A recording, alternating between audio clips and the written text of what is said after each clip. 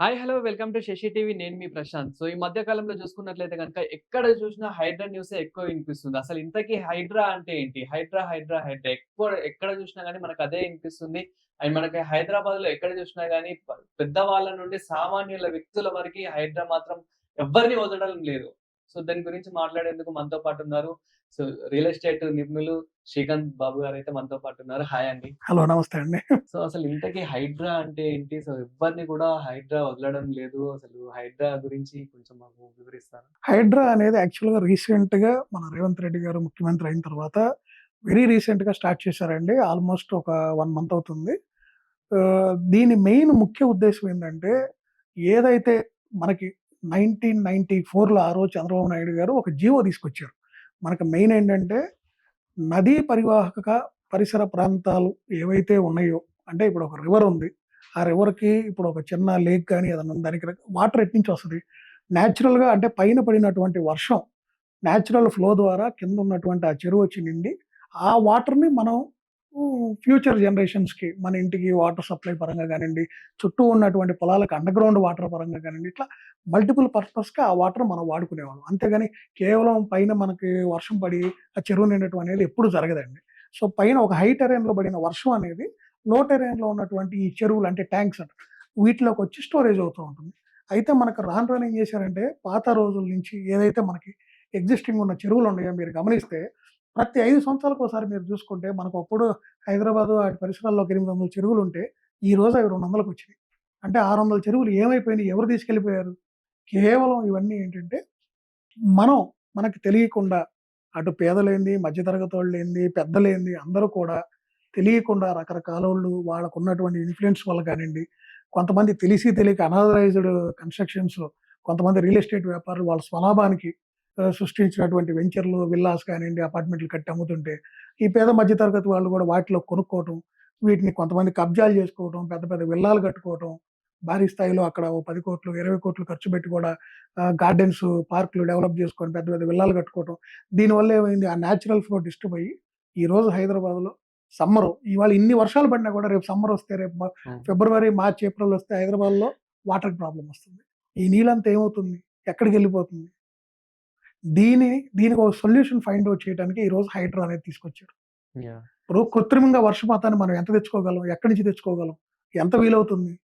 So, ఏదైతే అసలు మనకు పైనుంచి మనకి దేవుడు ఒక వర్షం రూపంలో మనకి ఏదైతే కురిపిస్తున్నాడో, ఆ వర్షపు బొట్టుని మనం రకరకాలుగా అంటే మనకి ప్రభుత్వం ఇంతకుముందు లోగడ మనకి ఎన్నో సార్లు చెప్పారు.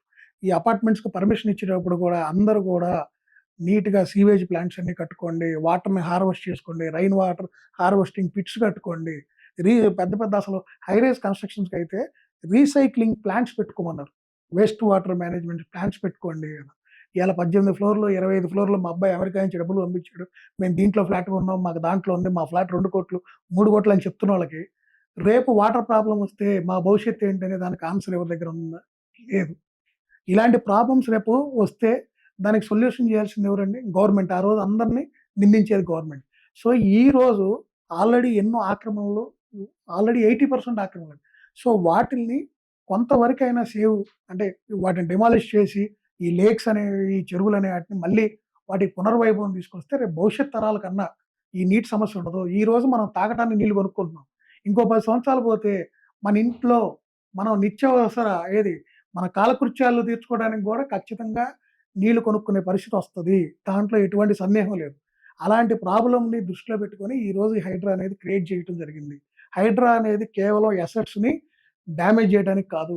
అసెట్స్‌ని మానిటర్ జేసి ఏదైతే ఇల్లీగల్‌గా ఉన్నాయో వాటి మీద యాక్షన్ తీసుకొని, ప్రకృతికి సహజ వనరుల్ని డిస్టర్బ్ కాకుండా కాపాడటం కోసం ఒక ముఖ్య ఉద్దేశంతో తీసుకొచ్చిన ఇది.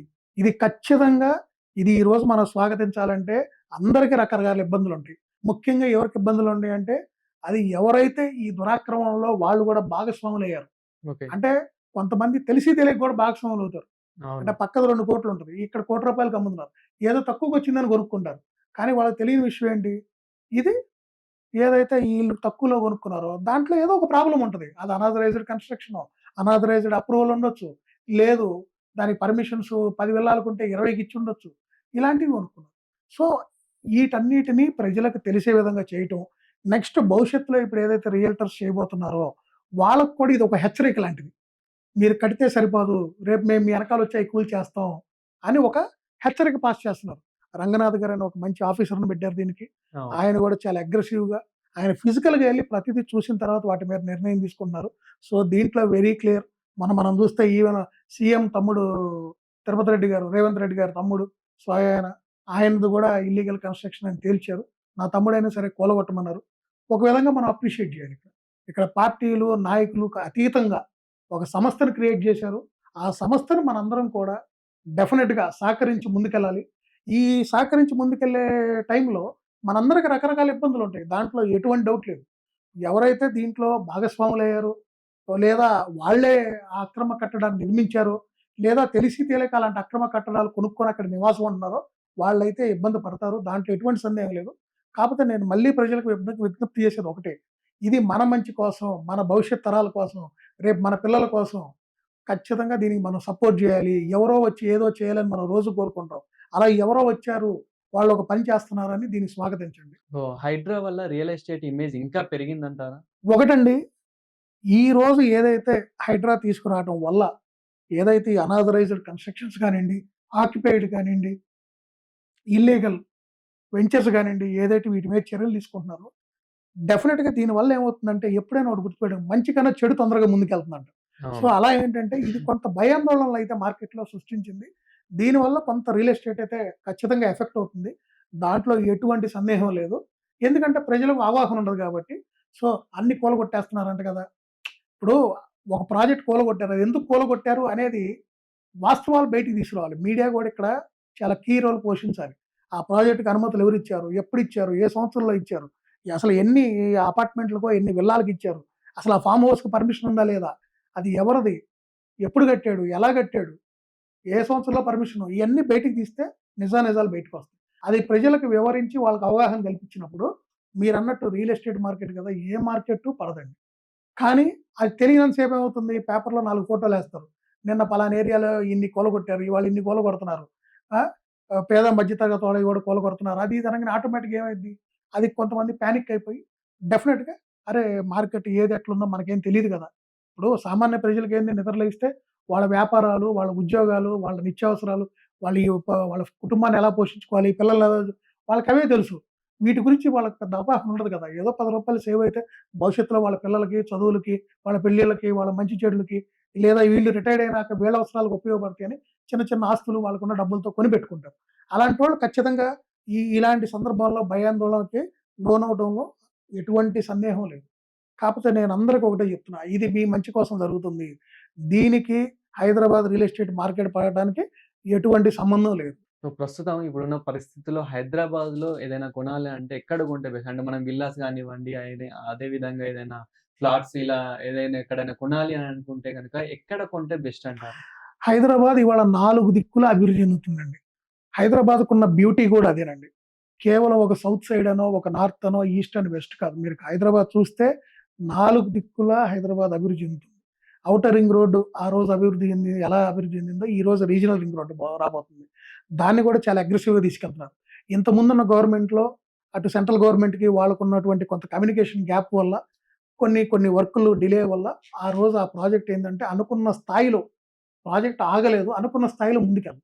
ఇప్పుడు వీళ్ళొచ్చిన తర్వాత వీళ్ళు కొంచెం 2, 3 సార్లెళ్లి కేంద్ర మంత్రి నితిన్ గడ్కరీ గారిని కలవటం, కొంచెం అగ్రెసివ్‌గా ఎళ్ళటంతో ఆయన గూడా కొంచెం త్వరితగతిన నిర్ణయాలు తీసుకొని కొంచెం ప్రాజెక్ట్‌నయితే ముందుకు తీసుకెళ్తున్నారు. సర్వేలు జరుగుతున్నాయి. నిన్న గూడా సౌత్ సైడ్ శ్రీశైలం హైవేకెళ్ళి గూడా సర్వేలయి జేశారు. సో, ఖచ్చితంగా రేపు రీజనల్ రింగ్ రోడ్ గూడా రాబోతుంది గాబట్టి, హైదరాబాద్‌లో మీరు ఎటు కొనుక్కున్నా గూడా, ఏ వైపు కొనుక్కున్నా బావుంటది. ప్రెజెంట్ మార్కెటొచ్చి రేవంత్ రెడ్డి గారు ఇప్పుడు ఫోర్త్ సిటీ అని డెవలప్ చేస్తానంటున్నారు. ఆల్రెడీ ఫార్మా సిటీ కోసం ఒక 20,000 ఎకరాలు శ్రీశైలం హైవేలో మన ముచ్చెర్ల దగ్గర ఆల్రెడీ సేకరించి పెట్టారు. ఓకే. ఇంతకుముందు గవర్నమెంటే ఫార్మా సిటీ చేస్తుంది. అయితే వాళ్ళు దాన్ని ముందుకు తీసుకెళ్ళలేకపోయారు. ఎందుకంటే కాళేశ్వరం ఇలా రకరకాల ప్రాజెక్టులు చేసి డబ్బులన్నీ అటు ఇరిగేషన్ ప్రాజెక్ట్స్ మీద పెడతం వల్ల ఆ ప్రాజెక్ట్‌ని వాళ్ళు అంటే ల్యాండ్ పరంగా ఎక్విజిషన్ అయింది గానండి, ఆన్ గ్రౌండ్ ఫిజికల్‌గా ఎగ్జిక్యూషన్ మాత్రం చేయలేకపోయారు. సో, ఇప్పుడు రేవంత్ రెడ్డి గారు చెప్పేదేందంటే ఎయిర్‌పోర్ట్‌కి అది చాలా దగ్గరగా ఉంది. ఓ 15 నిమిషాల డ్రైవ్‌లో ఎళ్ళిపోవచ్చు. అలాంటి ఏరియాలో ఫార్మా మొత్తం అక్కడ పెట్టి, ఇప్పుడు అక్కడున్నటువంటి అండర్‌గ్రౌండ్ వాటర్ రిసోర్స్ గానియండి, వీటన్నిటిని పాడు చేసుకునే కన్నా, ఇప్పుడు ఇవాళ హైదరాబాద్ సిటీ ఉంది. ఇంత ఎక్స్పాండ్ చేసాం. మెట్రో కోసం కూడా హైదరాబాద్ రోడ్లన్నీ డబల్‌గా వైడెన్ చేశారు. అంటే 4 లైన్ ఉన్న రోడ్లు 6 లైన్ అయినియి. 2 లైన్ ఉన్నయన్ని 4 లైన్ అయినియి. మెట్రో కోసం కూడా ఆల్రెడీ చేశాం. ఇంతకన్నా ఇంకా హైదరాబాద్ రోడ్లు మనం పెంచటం గానియండి, ఇంతకన్నా కొత్తగా ఫ్లైఓవర్లు గానియండి, ఎన్నేసినా ఇంకా ఈ ట్రాఫిక్ ఇది కాదు. ప్రజలు కూడా ఇది అర్థం చేసుకొని ఇవాళ ఔటర్ రింగ్ రోడ్‌ని బేస్ చేసుకొని ఎలా ముందుకెళ్లారో, ఇంకొంచెం అలా బయటికి వెళ్ళండి. అక్కడ మీకు అవసరమైనటువంటి రోడ్ నెట్వర్క్ గానియండి, ఆహ్, వ గవర్నమెంట్‌కి సంబంధించిన వాళ్ళు ఇవ్వాల్సిన అప్రూవల్స్ పరంగా గానియండి, అన్నిటిని కూడా మేము త్వరితగతిన ఇస్తాము. రియల్టర్స్ కూడా ఆ దిక్కుగా ఇన్వెస్ట్‌మెంట్స్ చేయండి. అక్కడికి మంచి మంచి కంపెనీలే వస్తాయి. కేవలం ఫార్మా కాదు. అసలు అక్కడ ఓ ఫోర్త్ సిటీ నిర్మించాలనుకుంటున్నానని, దానిలో భాగంగా వెరీ రీసెంట్‌గా కూడా ఒక స్కిల్ యూనివర్సిటీకి కూడా ఆయన శంకుస్థాపన చేశారు. ఓకే. నెక్స్ట్ ఇప్పుడు అక్కడ ఒక క్రికెట్ స్టేడియంకి అప్రూవల్ పెట్టారు. బీసీసీఐతో మాట్లాడుతున్నారు. వాళ్ళు కూడా సానుకూలంగానే స్పందించారు. సో ఒక స్పోర్ట్స్ సిటీ అని చెప్పి అనౌన్స్ చేసి ఒలింపిక్స్ కానియండి, ఇలా జాతీయ క్రీడలు జరగబోతాయి. సో వీటన్నిటికి కూడా హైదరాబాద్ నగరాన్ని రేపు భవిష్యత్తులో ఒక అడ్డాగా చేయాలనే ఒక కాన్సెప్ట్, అంటే వాళ్ళు ఏదైతే ఒక ప్లాన్ గానియండి, వాళ్ళ ఆలోచన విధానాన్ని వాళ్ళు చెప్తున్నారో, డెఫినిట్‌గా మనం చూస్తే అది పాజిటివ్ వేలోనే ఎళ్తుంది. ఎందుకంటే స్కిల్ యూనివర్సిటీకి చైర్మన్‌గా ఆనంద్ మహీంద్ర గారిని ఉండమన్నారు. మీరు అది కూడా గమనించారు. మరి ఆనంద్ మహీంద్ర గారు మీకు తెలుసు మహీంద్రా సంస్థల్ని ఏ స్థాయిలో అవును. ముందుకు తీసుకెళ్తున్నారు. ఆయన చాలా సంక్షేమ కార్యక్రమాలకు సంబంధించి గానియండి, ప్రభుత్వాలకి సహాయం చేయటంలో గానియండి, అన్నిట్లో కూడా ఆయన ఒక మంచి స్థాయిలో మనకు పేరున్న వ్యక్తి. ఆయనకంటూ ఒక ఫిలాసఫీ గానియండి, ఒక సిస్టమాటిక్ ఎళ్ళారు. అలాంటి వ్యక్తిని ఆ సంస్థకు పెట్టారంటే డెఫినిట్‌గా ఆ సంస్థను ఒక ఉన్నత స్థాయికి తీసుకెళ్లాలనే ఆలోచన వీళ్ళకి ఉంది కాబట్టి వాళ్ళు అలా చేశారని నేను నమ్ముతున్నాను. సో ఖచ్చితంగా ఆ ఫోర్త్ సిటీ పరంగా కూడా వీళ్ళు కొంచెం అగ్రెసివ్‌గానే ఎళ్తున్నారు. సో డెఫినిట్‌గా నిజంగా కూడా నేను చెప్పేదేంటంటే, మౌలిక వసతులనేవి హ్మ్. Proper road network, drainage, water, electricity, ఇవన్నీ మినిమమ్ మౌలిక వసతులు మనం ఒక ఏరియాలో ఉండటానికి మనకు అవసరమై ఒక ఓకే. నిత్యావసరాలు లాంటివి. సో ఇలాంటివన్నీ ఎప్పుడైతే ఒక ఏరియాలో ప్రాపర్‌గా క్రియేట్ చేసి, ప్లాన్ చేసి, మనం గనక డెవలప్ చేస్తే భవిష్యత్తులో భవిష్యత్ అవసరాలను దృష్టిలో పెట్టుకొని చేయాలండి ఏదైనా. మనందరం రెగ్యులర్‌గా చూస్తా ఉంటాం. చంద్రబాబు నాయుడు గారు మనకన్నా 20, 30 సంవత్సరాలు ముందు ఆలోచిస్తా ఉంటాడు. ఈరోజు అవును. ఆయన 2045కి మాస్టర్ ప్లాన్ అంటున్నారు. అవన్నీ ఏందంటే మరి భవిష్యత్తు గురించి ఆలోచన చేయటమే కదండీ! ఇవాళ మనం ఉన్నాం. మన పిల్లల కోసం ఒక బ్యాంక్‌లో ఒక డిపాజిట్ ఏస్తున్నాం. లేదా ఒక ఆస్తి కొంటున్నాం. ఎందుకు? వాళ్ళ భవిష్యత్తుని దృష్టిలో పెట్టుకొని. ఇవాళ అతను ఏదో ఒక సిక్స్త్, సెవెంత్ చదువుకుంటున్నాడు. రేపు ఇంజినీరింగ్‌కెళ్తాడు. ఈరోజు ఇంజినీరింగ్ ఫీజు 1,50,000 ఉంది. ఆ రోజు 5,00,000 ఉండొచ్చు. సో ఆ ఖర్చుల్ని మనం మెయింటైన్ చేసుకోవడానికి ఈరోజు మనం ఫ్యూచర్‌ని దృష్టిలో పెట్టుకొని ఇన్వెస్ట్‌మెంట్ చేస్తాం. అట్లనే భవిష్యత్తుని దృష్టిలో పెట్టుకొని ఈరోజు వచ్చే ప్రభుత్వాలు ఎవరైనా గాని, ఆ ప్రభుత్వాన్ని నడిపే పెద్దలు ఖచ్చితంగా ఈ మౌలిక వసతులు క్రియేట్ చేసి కొత్త ఏరియాస్‌ని డెవలప్ చేసినప్పుడు ఏమైద్దంటే, ప్రజలు గూడా ఇప్పుడు అక్కడ అవసరాలు వాళ్ళ అవసరాలు తీరేవన్నీ ఉన్నాయనుకోండి, ప్రజలు కూడా బయటికెళ్తారు. ఈరోజు ప్రతి ఒక్కళ్ళకి కార్లున్నాయి. సో, అవును. ఖచ్చితంగా బయటికెళ్తారు. దానివల్ల ఏమవుతుంది, ఈ సిటీ మీద ఏదైతే ఇప్పుడు ఈ సిటీలో మనం ఏదైతే ఈ కాంక్రీట్ జంగల్‌లాగా అయిపోయింది ఇప్పుడు ఈ సిటీలో, ఈ ట్రాఫిక్ కష్టాల నుంచి గానియండి, పొల్యూషన్ నుంచి గానియండి, వాటర్ ప్రాబ్లమ్ గాని, డ్రైనేజ్ ప్రాబ్లమ్ గాని, ఈరోజు వర్షం పడుతుందంటే, ఇయాల వర్షం పడిందంటే రేపు స్కూలుకి సెలవివ్వాలి. ఆఫీసులకి వర్క్ ఫ్రమ్ హోమ్ పెట్టుకోమని చెప్తున్నారు. ఐటీ కంపెనీలు కానించి అందరూ. పోలీసులు రిక్వెస్ట్ చేస్తున్నారు. మీకు పనుంటేనే రోడ్డు మీదకి రండి. లేకపోతే దయచేసి రాకండి ఎవరు అని. అంటే ఇలాంటి పరిస్థితి ఎందుకొచ్చింది మనకి? అంటే ఒక 10,00,000 జనాభా ఉండాల్సిన అటువంటి ఒక పర్టిక్యులర్ ఏరియాలో మనం నియర్లీ 50,00,000 మంది ఉంటున్నాం. అవును. దానివల్ల ఏమవుతుంది? ఆ ఏరియాలో ఆ ట్రాఫిక్ ప్రాబ్లమ్స్ కానియండి, ఆ ఏరియాలో వచ్చే ఇల్లీగల్ కన్‌స్ట్రక్షన్స్ వల్ల గానియండి, ఆ ఏరియాలో పొల్యూషన్ ప్రాబ్లమ్స్ కానియండి, ఆ ఏరియాలో ఉన్న అండర్‌గ్రౌండ్ వాటర్ రిసోర్సెస్ మనకు సరిపోవట్లేదు. దానివల్ల ఈ కష్టాలండి. ప్రజలు గూడా తెలివిగా ఆలోచించి, అందరం గుంపుగా ఓ చోట ఉండకుండా, మనం మనకి ప్రకృతిని మనం దృష్టిలో పెట్టుకొని, మనకేదైతే ఈ వాటర్ గానియండి, మనకేదైతే మౌలిక వసతులున్నాయో, భవిష్యత్తుని దృష్టిలో పెట్టుకొని కొంచెం మనం గూడా ఎక్కడో ఇల్లీగల్ కన్‌స్ట్రక్షన్ ఇట్లాంటి ఆటిని ఎంకరేజ్ చేయకుండా, మంచి ఏరియాలో డీటీసీపీ గానియండి, హెచ్ఎండీఏ గాని అప్రూవల్స్ అన్నీ ఉన్నాయి ఆటిలో కొనుక్కుంటే డెఫినిట్‌గా మంచిదండి. సో, మీకు చాలా కాల్స్ వస్తూ ఉంటాయి. మేము ఇక్కడ అవునండి. మోసపోయామండి, అక్కడ మోసపోయామండి అని ఇట్లా చాలా కాల్స్ వస్తూ ఉంటాయి. ఇందులో మీకు ఎక్కువ దేనిపైన కాల్స్ వస్తూ ఉంటాయి? ఎక్కువ ప్రీ బుకింగ్‌ల మీద వస్తున్నాయండి. చాలామంది ఏం చేస్తున్నారంటే, మేము అప్రూవల్‌కి పెట్టాం మా ప్రాజెక్టు. మేము ఇక్కడ ఓ 10 ఎకరాల్లో ఇన్ని విల్లాసో లేకపోతే ఇన్ని అపార్ట్మెంట్‌లో కట్టబోతున్నాం. ఈరోజు మీరొచ్చి టోటల్ పేమెంట్ చేసుకుంటే ఇమ్మీడియేట్‌గా మీకు ఒక రూ. 5,000కి ఇస్తాం. రూ. 5,000 ఇంటూ ఒక 2,000 ఎస్ఎఫ్టీ ఫ్లాట్ అంటే మీకు ఒక రూ. 1,00,00,000 పడుతుంది. ఈ అమ్యూనిటీస్‌కి ఇంకో 10,00,000 20,00,000 మీరు ఇది కట్టేస్తే ఇమ్మీడియేట్‌గా మీకు 3 ఇయర్స్‌లో ఇక్కడ నేను ప్రాజెక్ట్ నిర్మించి మీకు ఆ ఫ్లాట్ ఇస్తా, లేకపోతే ఆ విల్లా ఇస్తా అని చెప్పి మీ దగ్గర ఒక కమిట్మెంట్ అవుతున్నారు. టోటల్ పేమెంట్ వాళ్ళు తీసుకుంటున్నారు. ఇవాళ అతనికి ఇంకా పూర్తి స్థాయిలో అప్రూవల్ రాలేదు. అతనికి కనీసం అక్కడ శంకుస్థాపన చేయలేదు. ఎటువంటి యాక్టివిటీ చేయలేదు. ఇది ప్రీ బుకింగ్ కింద వాళ్ళు తీసుకుంటున్నారు. దానికి వాళ్ళు చెప్పే రీజన్ కూడా ఏంటి? నాకు ఇంకో 3 నెలల్లో అప్రూవల్ రాబోతుంది. వచ్చిన తర్వాత నేను దీన్ని రూ. 7,000 పెడతాను. ఆ తర్వాత 1 ఇయర్‌కి 8,000 అమ్ముతాను. ఆ తర్వాత 9,000 అమ్ముతాను. మీ హ్యాండ్ ఓవర్ చేసేటప్పటికి ఇది 9-10,000 ఉంటుందని చెప్తుంది. ఆ! చాలా మంది మధ్య తరగతి వాళ్ళు, ఎగువ మధ్య తరగతి వాళ్ళు, అంటే ఆశపడి middle class, upper middle class అండి. యాహ్! వీళ్ళ ఆలోచనలు ఎలా ఉంటాయి? అరే! తక్కువ రేట్‌లో రేపు వస్తుంది రేపు అనంటే ఇవాళ 5,000 అంటున్నారు. సంవత్సరం తర్వాత 6,000 అంటున్నారు. హ్మ్. అంటే నాకెంత మిగులుతుంది? సో, అని చెప్పి వీళ్ళేం చేస్తున్నారు? వీళ్ళ దగ్గర ఉన్న సేవింగ్సే కాకుండా కొంచెం అప్పో, సప్పో లేదా ఒక చిట్టుబాడో లేదా వాళ్ళ ఊర్లో ఉన్నటువంటి ఏదన్నా ఒక ప్రాపర్టీయో ఏదైనా ఉంటే దాన్ని కూడా సేల్ చేసి తీసుకొచ్చేసి వీళ్ళకి కట్టి వీళ్ళతో ఆ అగ్రీమెంట్, జస్ట్ ఒక అగ్రీమెంట్ అండి అది. చేసుకొని యెస్, నేను ఓ ఫ్లాట్ కొనుక్కున్నాను. ఇంకో 3 ఇయర్స్‌లో నాకు పలానా కోకాపేటలోనో, పలానా నార్సింగ్‌లోనో నాకిట్లా ఓ ఫ్లాట్ రాబోతుంది. రేపు అది నాకు హ్యాండ్ ఓవర్ అయ్యే రోజుకి నా రూ. 1,00,00,000 2,00,00,000 ఉంటది అని వీళ్ళు ఆనందపడుతున్నారు. కానీ కట్ చేస్తే అదేం జరుగుతుంది? 3 సంవత్సరాల్లో ఏ ప్రాజెక్ట్ వాళ్ళు ఇవ్వట్లేదు. అవును. మినిమమ్ 5 ఏళ్ళు తీసుకుంటున్నారు. 5 ఏళ్ళు తీసుకుంటున్నారు.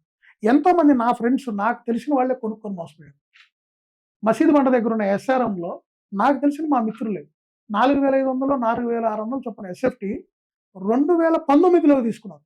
2019 19లో. సంవత్సరంలో టోటల్ పేమెంట్ కట్టారు. 2,200 ఎస్ఎఫ్టీ ఇంటూ రూ. 4,500 కట్టేసి వాళ్ళు టోటల్ అమౌంట్ కట్టేసి ల్యాండ్ లార్డ్ షేర్ కొనుక్కున్నారు. ఈ రోజు గమనిస్తే ఈ రోజుకి వాళ్ళు గృహప్రవేశం చేయలేదు ఇంతవరకు. ఈ రోజు 2024 మనం సెప్టెంబర్‌కి వచ్చాం. ఈ రోజుకి వాళ్ళు హ్యాండ్ ఓవర్ చేయలేదు, వాళ్ళు గృహప్రవేశం చేయలేదు. ఈ విధంగా మోసపోతున్నారండి ప్రజలు. ఇది ఏంటంటే మనకేదో బెనిఫిట్ అయిద్ది. రేపు ఇలా పెరుగుతున్నాయి గదా! సో, ముందే మనం ఏదో రూ. 10 మన దగ్గర ఉన్నాయి. లేకపోతే ఇంకో రూపాయి అప్పు చేసో ఇట్లా కొనుక్కుంటే రేపు మన పిల్లలకి మంచి అసెట్ ఇచ్చినోళ్ళం అవుతాం. మనకు గూడా తక్కువలో వస్తది అని చెప్పి పాపం వాళ్ళు ఆశపడుతున్నారు. ఈ ఆశను కలిగిస్తుంది ఈ రియల్టర్స్.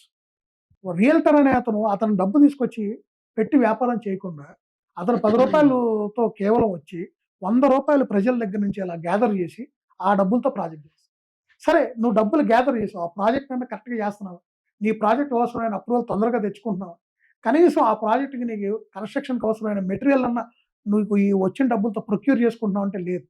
ఇంకెక్కడో కొత్త ప్రాజెక్ట్‌కి అడ్వాన్స్‌లు ఇచ్చుకోవటం, ఇతనెక్కడో ఇతనికి నచ్చిన అసెట్స్ కొనుక్కోవటం, పొలాలు కొనుక్కోవటం, లగ్జరీ కార్లు కొనుక్కోవటం, ఇంట్లో వాళ్ళకి డైమండ్ నెక్లెస్‌లు కొనిపెట్టడం, ఇలా చేసుకొని ఈ ప్రాజెక్ట్‌లు ముందుకు తీసుకెళ్లకుండా దాంట్లో కొనుక్కున్న వాళ్ళందరిని ఇబ్బంది పెడతారు. ఇప్పుడు వీళ్ళందరూ ఈ ప్రాజెక్ట్ ఇలా అని కమిట్ అయ్యి మాలాంటి వాళ్ళకి ఫోన్ చేసి, "సార్ నేను ఇలా కొనుక్కున్నానండి. 4 సంవత్సరాలయింది. అతను చేయట్లేదండి. నేను టోటల్ పేమెంట్ కట్టాను. నా పరిస్థితి ఏంది? నేను లీగల్‌గా ప్రొసీడ్ అవ్వచ్చా? నాకు ఎటువంటి రైట్స్ ఉంటాయి" అంటున్నారు. ఇక్కడ అందరూ గమనించాల్సింది ఒకటి. మీరు లీగల్‌గా ప్రొసీడ్ అవ్వటానికి మీరు ఒక అప్రూవల్ దాంట్లో కొనుక్కున్నారా? మీకు రిజిస్ట్రేషన్ అయిందా? మీకు కనీసం మీకు కనీసం అతను ప్రీ బుకింగ్ చేసుకోమని గవర్నమెంట్ ఎక్కడన్నా అతని అప్రూవల్ అతనికి వైబిలిటీ ఇచ్చిందా? హ్మ్. ఏమీ లేవు. మీకే తెలుసు మీరు చేసిన తప్పని. అది మీ ఇద్దరి మధ్య జరిగిన ఒక ఇండిపెండెంట్ అగ్రీమెంట్. అవునా కాదా? ఇట్లా చాలా మంది ఏంటంటే ఇలానే వీళ్ళ మోసపోతున్నారు. వీళ్ళకున్నటువంటి భవిష్యత్ అవసరాలు, భవిష్యత్తులో పెరుగుతుందన్నటువంటి వీళ్ళ దగ్గర వాళ్ళకంటూ ఒక ఇది ఉంటుంది కదండీ! రేపు ఇంత పెరిగిద్దేమో అనే ఒక ఆశ ఉంటది కదా! దాన్ని వీళ్ళు క్యాష్ చేసుకుంటున్నారు రియల్టర్స్ అందరూ. ప్రతి ఒక్క కంపెనీ అండి. ఇవాళ ప్రతి కంపెనీ కూడా ఈ ప్రీ బుకింగ్ అని చెప్పి మోసాలు చేస్తున్నారు. హైదరాబాద్‌లో మీకు నిద్రలేస్తే జరిగే ఒక 100 మోసాల్లో ప్రీ బుకింగ్ మోసాలు ఒక 70-80% ఉంటాయి. వాహ్! అంత దారుణంగా ఉంది ఇక్కడ మార్కెట్. దీనికి రేరాల్ అని చెప్పి, క్రెడాయిల్ అని వీళ్ళందరూ కూడా ఎవరికాళ్ళు ఒక సంస్థ వస్తుంది తప్పితే, వాళ్ళు ఆ సంస్థ ఫార్మ్ చేసేటప్పుడు వాళ్ళు చెప్పే మాటలు వేరు, జరుగుతుంది వేరు. ఈరోజు క్రెడాయ్ అన్నారు. క్రెడాయ్ ఏం చేస్తున్నారు? ప్రాపర్టీ షోలు కండక్ట్ చేసుకుంటున్నారు. వాళ్ళు ప్రాపర్టీ షోలు కండక్ట్ చేసుకుంటున్నారు. క్రెడాయిలో సభ్యత్వం తీసుకున్నటువంటి ఎన్ని కంపెనీలు ఇయాల ప్రీ బుకింగ్‌లు చేస్తున్నాయి? తప్పు ఇది. మీరు ప్రీ బుకింగ్ చేయకూడదు. ప్రీ బుకింగ్ వల్ల ఇన్ని సమస్యలున్నాయి. రీసెంట్‌గా సాహితీ అనే ఒక పెద్ద ప్రాజెక్ట్ కూడా ఇట్లా ప్రీ బుకింగ్‌లు జనాల దగ్గర కోట్ల రూపాయలు తీసుకొని 400 కోట్ల రూపాయలు ఫ్రాడ్ చేసి ఎళ్ళిపోయారు. దుబాయ్ పారిపోయారు. ఇలా హ్మ్. జరిగింది. ప్రజలు ఇదవుతున్నారు. రియల్ ఎస్టేట్ రంగాన్ని నమ్మరు. ఇప్పుడు వీళ్ళందరూ ఈ సంస్థలు ఎందుకు ఫార్మ్ అవుతున్నాయి? అవును. ఒక ప్రజలకు ఒక మంచి చేస్తాం. హైదరాబాద్ నగరాన్ని మేము అభివృద్ధి చేస్తాం. హైదరాబాద్ ఇంత గ్రోత్ పెరుగుతుంది. రియల్ ఎస్టేట్ ఇంత గ్రోత్ పెరుగుతుంది అని వీళ్ళు మీటింగ్లు పెట్టి చెప్తున్నారే కానీ హైదరాబాద్ రియల్ ఎస్టేట్లో ఇన్వెస్ట్ చేసుకుంటే 200% సేఫు. మీ రూపాయి ఖచ్చితంగా రూ. 10 కాపోయినా రూ. 2 అవుతుంది. హైదరాబాద్ రియల్ ఎస్టేట్‌లో కళ్ళు మూసుకొని ఇన్వెస్ట్ చేసుకోవచ్చు. ఇక్కడ ఇల్లీగల్ కన్‌స్ట్రక్షన్స్ ఉండవు. ఇల్లీగల్ లేఅవుట్స్ ఉండవు. అనాథరైజ్డ్ ఆక్యుపెన్సీలుండవు. ప్రభుత్వం ఇచ్చే అనుమతులకు లోబడే అందరూ కడతారు. డీవియేషన్స్ చేయరు. ఇక్కడ బిల్డర్స్ గాని, ఆ!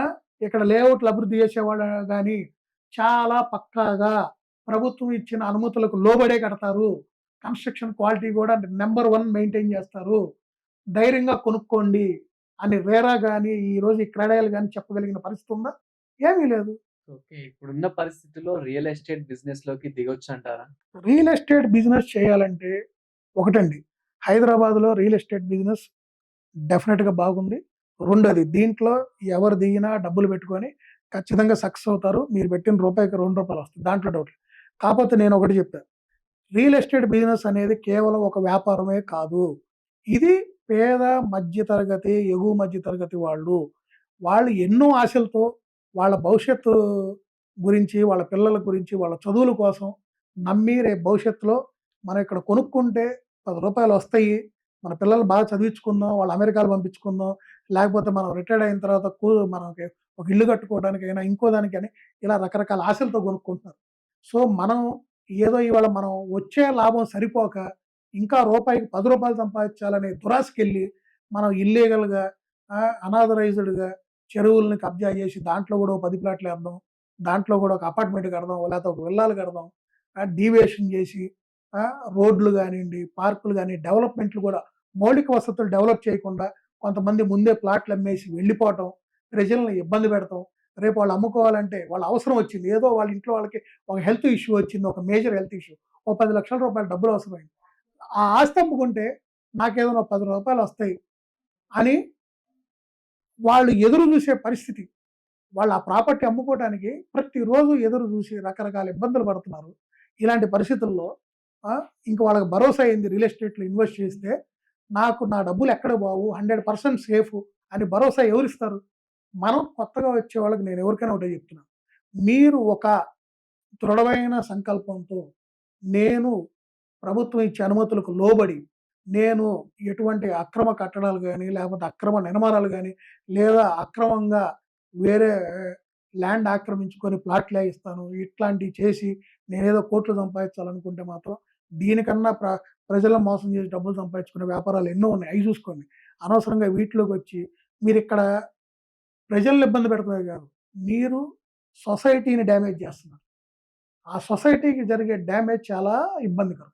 ఆ సొసైటీలో మీరు కూడా ఉన్నారు. అది మర్చిపోకండి. ఓకే. మనం ట్యాంక్ బండ్ గూడా చూసుకున్నట్లయితే గత 20 సంవత్సరాల క్రితం మనం చూసుకుంటే చాలా పెద్దదని మేము విన్నాము. అండ్ ఇప్పుడు మా జనరేషన్‌లో చూసినట్లయితే అంటే చాలా చిన్నగా అయిపోయింది. అండ్ చుట్టుపక్కల గూడా మనం చూసినట్లయితే గనక చాలా షాప్స్ పడ్డాయి. అదే విధంగా కొన్ని పార్క్స్ పడ్డాయి. సో, దీనికి గూడా అంటే హైడ్రా కూల్చివేతలు అవకాశం ఏమైనా ఉందంటారా? ఒకటండి, ఖచ్చితంగా మీరన్నది 100% నిజం. ఒకప్పుడు ఉన్న ట్యాంక్ బండ్ గానియండి, ఈరోజు మనం చూస్తుంది గానీ దాని విస్తీర్ణం చాలా మారిపోయింది. రకరకాల ఆక్రమణలు జరిగినియి. అలానే ప్రభుత్వం గూడా కొంత పార్కుల పరంగా గానియండి, ఆటిలో డెవలప్‌మెంట్లు చేయటం గానియండి, అటు పక్క బోట్ క్లబ్ అని ఒకటి రావటం గానియండి, రకరకాల యాక్టివిటీస్ జరిగినియి.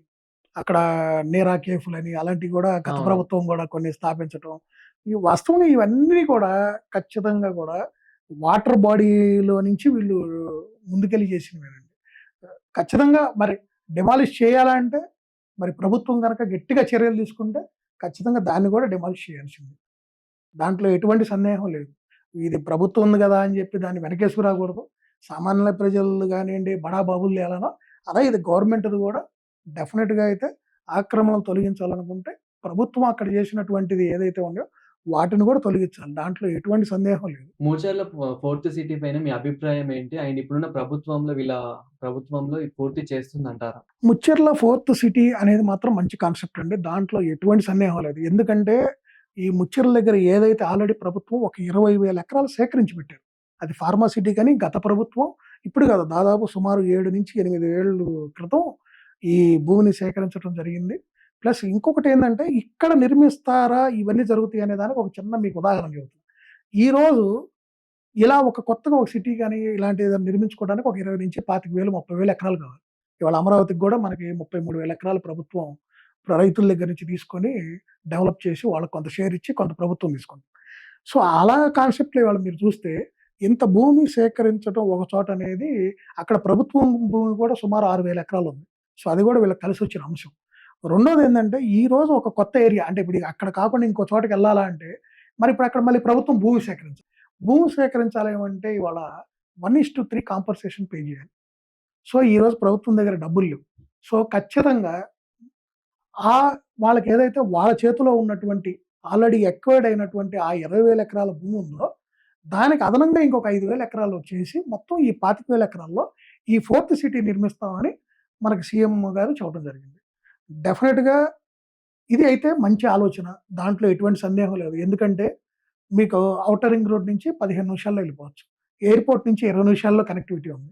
ఈరోజు మీరు గమనిస్తే ఒక ఈ ఎన్ఆర్ఐస్ గానియండి, అది ఇండియా నుంచి ఎళ్లి అక్కడ యూఎస్ కానియండి, ఇతర దేశాల్లో సెటిల్ అయినటువంటి మన భారతీయులు గానియండి, లేదు ప్రపంచ దేశాల నుంచి పెద్ద పెద్ద సంస్థలు ఏదైనా మన ఇండియాకి వస్తే, వాళ్ళు జనరల్‌గా చూసుకునేదంటే ఎయిర్ కనెక్టివిటీకి ఎంత దూరం ఉంది. ఓకే. ఒక ఇంటర్నేషనల్ ఒక ఎయిర్‌పోర్ట్ ఉందా? దాని నుంచి మనకి ఎంత డిస్టెన్స్‌లో ఉంది?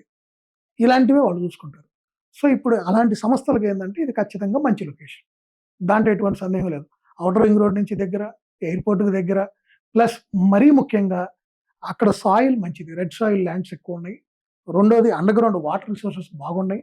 ఇంకొకటి పవర్ పరంగా గూడా వీళ్ళు భయంకరమైన కొత్త లైన్స్ గూడా ఎయాల్సిన అవసరం లేదు. వెరీ నియర్ అండ్ వెరీ క్లియర్‌గా తెలంగాణ పవర్ గ్రిడ్ గూడా ఉంది ఆ దగ్గరలో. సో, ఇట్లాంటి వీళ్ళకి మౌలిక వసతులు గూడా ఫాస్ట్‌గా డెవలప్‌మెంట్ చేసుకునే రిసోర్సెస్ గూడా బాగున్నాయి. రెండోది శ్రీశైలం హైవే ఉంది ఈ పక్క. అటు చూస్తే సాగర్ హైవే ఉంది. ఈ రెండిటి నుంచి ఈ ల్యాండ్ ఏదైతే 20,000 ఎకరాలు ఉందో ఈ రెండిటికి మధ్యలో ఉంది.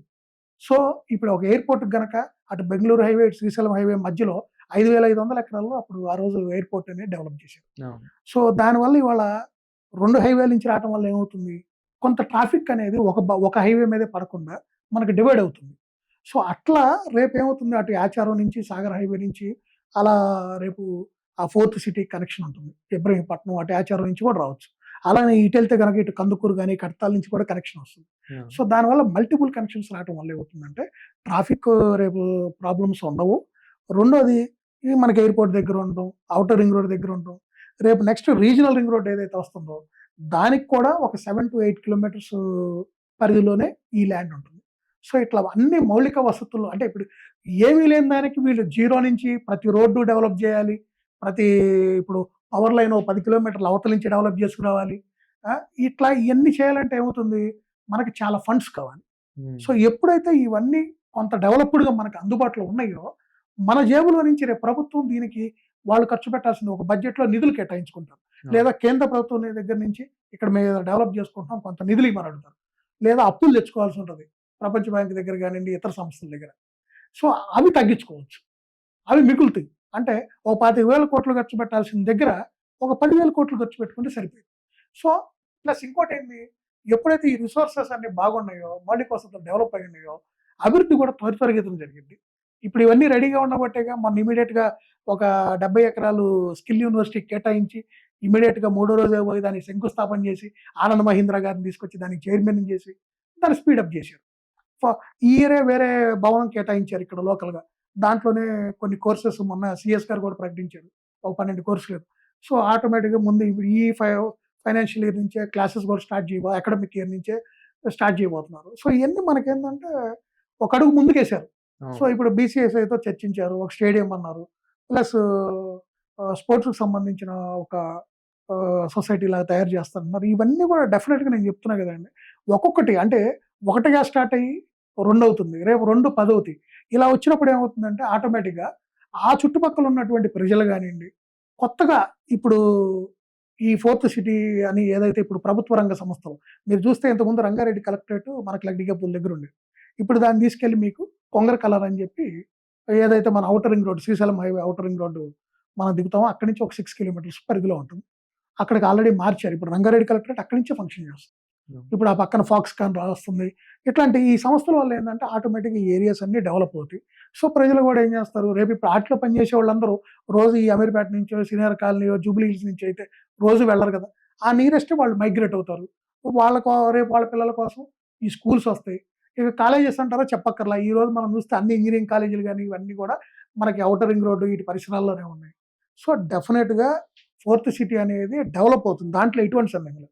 కాకపోతే మీరన్నట్టు ఈ ప్రభుత్వ హయాంలో ఇది పూర్తవుతుందా అంటే, ఒకటి ఈళ్ళు ఈ రోజు ఎలా అయితే వెళ్తున్నారో, ఈ స్పీడ్ తగ్గకుండా ఇతర సంస్థలను గానియండి, ప్రభుత్వ సంస్థలను గూడా అటు మారుస్తా ఉన్నారు. హ్మ్. ఇవన్నీ గనక ఇలానే చేసుకుంటూ ముందుకెళ్తే డెఫినిట్‌గా ఈ 5 ఏళ్లలో నెక్స్ట్ 5 ఏళ్లలో మాత్రం వాళ్ళు ఏదైతే ఫోర్త్ సిటీ అన్నారో దాంట్లో 20% పూర్తి చేయొచ్చు.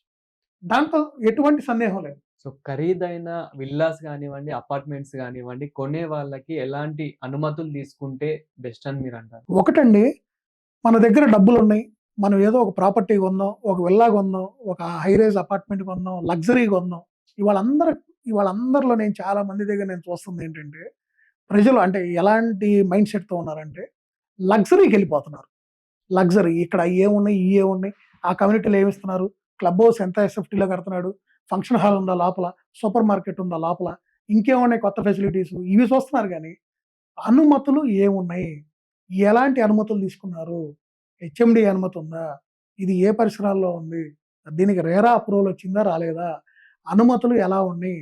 అలాగే ఈ బిల్డర్‌కి అనుభవం ఎంతుంది? ఇతను ఎన్ని ప్రాజెక్టులు కట్టాడు? ఎక్కడ కట్టాడు? ఇతను ఎంత క్వాలిటీగా కడుతున్నాడు? ఇతను యాస్ పర్ అప్రూవల్సే కడుతున్నాడా? ఏదన్నా అనాథరైజ్డ్‌గా గూడా ఎక్స్‌ట్రా ఫ్లోర్‌లేసి అమ్ముతున్నాడా? ఇతను ఆన్ టైమ్ కడుతున్నాడా?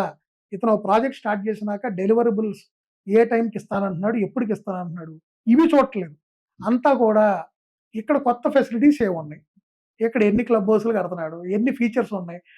ఇలాంటివి చూసుకొని టెంప్ట్ అవుతున్నారు తప్పితే క్వాలిటీకి ఇంపార్టెన్స్ ఇవ్వట్లేదు. నేను ప్రజలకు చెప్పేది అదే. ఫస్ట్ మీరు అప్రూవల్స్ చెక్ చేయండి. అతను ప్రీ బుకింగ్ నీకు రూ. 10ది రూ. 5కి ఇస్తా అనంగానే ఓకే. Very good. మీ జీహెచ్ఎంసీ పర్మిషన్ వచ్చిందా? లేకపోతే హెచ్ఎండీఏ పర్మిషన్ వచ్చిందా? మీ పర్మిషన్ ఏది? మీరింతకుముందే మీ ప్రాజెక్ట్ ఎక్కడ కట్టారు?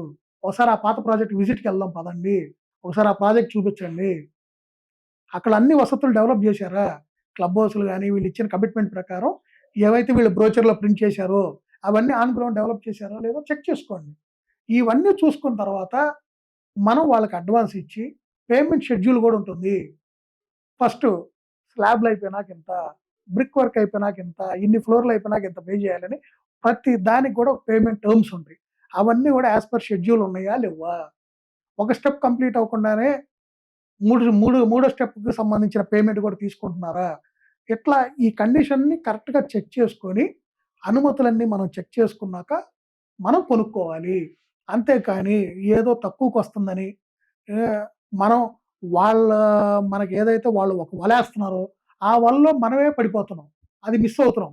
ఇక్కడ ప్రతిదీ మీరు ప్రశ్నించాలి. డబ్బులు మీవి. మీరక్కడ అప్పు తీసుకోవడానికి ఎళ్ళట్లా. మీరు డబ్బులు పెట్టి ప్రాపర్టీ కొనుక్కోవడానికెళ్లారు. మీరు ప్రతిదీ ప్రశ్నించాలి. ఏ రోజైనా మీకు తెలియపోతే ఒక తెలిసిన వాళ్ళని అడగండి. ఆల్రెడీ కొనుక్కున్న వాళ్ళని. వాళ్ళని అడగండి వాళ్ళు చెప్తారు. ఏమైనా ఇబ్బందులున్నా గూడా వాళ్ళు ఆల్రెడీ ఏమైనా ఇబ్బందులు ఫేస్ చేసినా మీకు చెప్తారు. గైడ్ చేస్తారు. ఎంతోమందున్నారు రియల్ ఎస్టేట్ గురించి మీకు కావాలంటే చెప్పేవాళ్ళు. మీరు తెలుసుకోవాలి.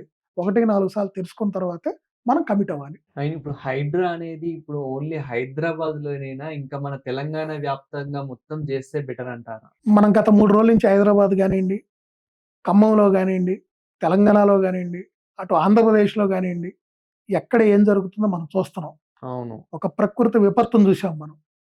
ఖచ్చితంగా నేను చెప్పడం గాదు. వరదలు పొంగి పొర్లుతున్నాయి అని చెప్పొచ్చు. ఎందుకు అలాంటి పరిస్థితులొచ్చినియి? ఎవరు చేసిన పాపం ఇది? ఖచ్చితంగా నేను చెప్తున్నాను. ఈరోజు హైదరాబాద్‌లో ఏదైతే మొదలైందో ఈ హైడ్రా డెఫినెట్‌గా ఒక తెలంగాణ రాష్ట్రమే గాదు, 2 తెలుగు రాష్ట్రాల్లో గూడా ఇలాంటి సంస్థలు రావాలి. కఠిన నిర్ణయాలు తీసుకోవాలి. ఒక కఠిన నిర్ణయం ఈవెన్ మన ఇంట్లో మనం మన పిల్లలకో, మన భార్యకో, మనకి ఇంట్లోకి సంబంధించి ఒక కఠిన నిర్ణయం తీసుకున్నప్పుడు కొంత మనలో గూడా బాధుంటుంది. మన ఫ్యామిలీలో గూడా పెయిన్ ఉంటుంది. అలానే ప్రభుత్వం తీసుకునే ఈ కఠిన నిర్ణయం వల్ల అటు 80% ప్రజలైతే సంతృప్తిగా ఉన్నారు. ఒక 20% అసంతృప్తి ఉంటది. ఖచ్చితంగా ఉంటది. అది ఎక్కడ కాయిన్‌కి 2 సైడ్స్ లాగా అందరిని సంతృప్తి పరచలేం ఒక డెసిషన్‌తో. ఖచ్చితంగా అయితే ఉంటుంది. కానీ నేనైతే ఒకటే చెప్తున్నా. ప్రభుత్వం ఈరోజు ఈ చర్య హైడ్రా అనే వ్యవస్థను తీసుకొచ్చి ఏదైతే వాళ్ళు చర్యలు చేపడుతున్నారో, ఇది మన మంచి కోసమే. దయచేసి అందరూ అర్థం చేసుకోండి. నేను 10 సంవత్సరాల క్రితం చేశాను తప్పు. 5 సంవత్సరాల క్రితం చేశాను. ఇవాళ చేయలేదు కదా! కాదు. మీరు ఏ రోజు తప్పు చేసినా ఈరోజు శిక్ష పడింది. దొంగతనం ఏ రోజు చేసినా దొరికిన రోజు అతను దొంగే. అలానే ఆ రోజు మనం ఒక అక్రమ కట్టడం మనం కొనుక్కున్నా, కట్టినా, లేదు ఒక అక్రమ కట్టడంలో మనం నివసిస్తున్నా, డెఫినిట్‌గా అది అక్రమ కట్టడం అని తేలిన రోజు దాని మీద చర్యలు చేపడతారు. సో, ఆ రోజు మనం సఫర్ అవ్వాల్సిందే. అది ఈ రోజు అనుకోండి. భవిష్యత్తులో ఇలాంటి తప్పులు చేయకుండా, ఇలాంటి తప్పుడు వాళ్ళు నిర్మించే కట్టడాల్లో గానియండి, వెంచర్‌లో గానియండి, ప్లాట్లు గానియండి, ఇల్లు గానియండి, విల్లాలు గానియండి, అపార్ట్‌మెంట్లు గానియండి కొనుక్కోకండి. అనుమతులని చెక్ చేసుకున్న వాటిలోనే కొనుక్కోండి. ఇది మన కోసం తీసుకొచ్చాడు. మన భవిష్యత్ తరాల కోసం తీసుకొచ్చారు. ఇది ఇలాంటి వాటిని స్వాగతించండి. ఇది మన మంచి కోసమే. ఈరోజు ఎండాకాలం వస్తే నీళ్ళు లేకుండా ఇబ్బంది పడతా, వర్షాకాలం వస్తేనే వరదలొచ్చి, తినటానికి తిండి లేక, మనకి ఎవరో వచ్చి 4 పులిహోర ప్యాకెట్లు ఇచ్చెళ్తారా? మన కడుపు ఎవరు నింపుతారా? ఎట్లా బతకాలా? ఎవరొచ్చి మనల్ని ఆదుకుంటారా అని ఎదురు చూడటం చూసుకోండి. మనం ప్రకృతిని ప్రేమించాలి. ప్రకృతి ఒడిలో ప్రకృతి వనరులను ఆస్వాదిస్తూ బతకాలి. అంతేగాని ప్రకృతి విరుద్ధంగా వెళితే మాత్రం ఖచ్చితంగా మన వినాశనాన్ని మనమే కొని తెచ్చుకుంటున్నాం. ఈరోజు జరుగుతుందదే. మహానగరం ₹1,00,00,000 పెట్టుబడులొస్తున్నాయి. హైదరాబాద్ ఎక్కడో స్థాయికెళ్ళిపోయింది. టాప్ 10లో ఉంది రియల్ ఎస్టేట్ రంగంలో. ఆహ్, గొప్పలు చెప్పుకుంటున్నాం. హైదరాబాద్‌ని ఒక మురికి కూపం చేశాం మనం. హైదరాబాద్‌ని ఒక మురికి కూపం చేశాం మనం. ఒక్కరోజు ఒక 4 గంటల వర్షం పడితే, మరుసటి రోజు మన పిల్లలకి స్కూలుకి పంపించలేని పరిస్థితి మనది. మనం ఆఫీస్‌కెళ్ళలేని పరిస్థితి మనది. ఇళ్లల్లో నుంచి బయటికెళ్ళి నిత్యావసరాలు తెచ్చుకోలేని పరిస్థితి మనది. అవసరమా ఇలాంటి దుర్భర జీవితం మనకి? ఆలోచించుకోండి. ప్రశ్నించుకోండి. మీకు మీరే ప్రశ్నించుకోండి. రేపు ఈరోజు మీరు ఇలా ఉంటే రేపు మన పిల్లలకి మనం ఏమివ్వబోతున్నాం? డబ్బిస్తే సరిపోయిద్దా? ఇయాల డబ్బులు రక్షిస్తున్నాయా? ఇవాళ ఖమ్మం వీళ్ళందరూ మునిగిపోయారు. వాడి ఇంట్లో 10,00,000 డబ్బులుండొచ్చు. 10,00,000 డబ్బులు డాబా పైన నుంచొని చూపిస్తే అతని కడుపు నిండిద్దా?